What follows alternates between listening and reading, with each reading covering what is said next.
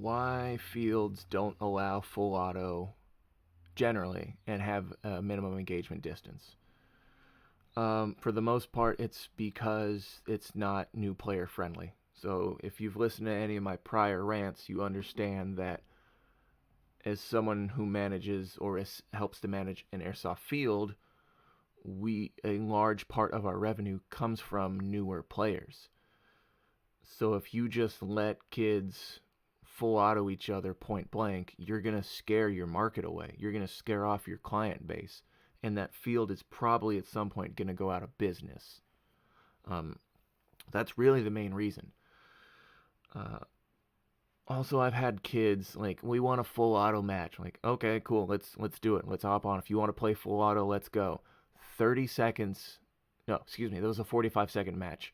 One guy with a DSG just started mowing kids down, and they walked off the field. They left. They were too scared. So now what they're gonna do is, oh, let's have a full auto but no DSGs, or I want to do this but I want it to be easy so there's no challenge. Shut up. No, we're not gonna do that. If you want to play by big boy rules, you gonna play by big boy rules. You ain't gonna play. So it's basically for those reasons why we don't do full auto on general play. Now you will have like TAC. TAC has full force Fridays, Thursdays, but there's no MED. And I like that because it allows a specific clientele of basically a specific niche clientele to come in and play under maybe their favorite rule set. And I don't know if this is the thought process behind it, but let's say I have a bunch of guys that love to play without MED. Cool, they'll come Friday, and like all the big boy players will come Friday, and then maybe like the newer players will come on the weekend, or like the more casual players will come on the weekend, and maybe the more die-hard big boy players will go somewhere else or just go, cool, I got my Tax City fix, I can enjoy my weekend. But you have to remember that fields depend on casual players to support the field. So you need 10, 15, 20, 30, 40, 50 rental players on the field in order for you and your three buddies to keep playing at that field on specific days. So keep that in mind next time you're looking at rule sets that you're like, this is kind of goofy.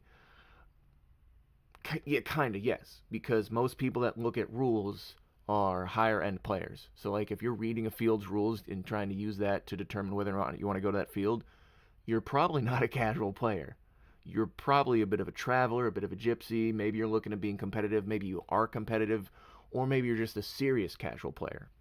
But you're not the new kid that's been playing for 3 or 4 months that's not even sure if he or she wants to buy a gun or even make this a hobby.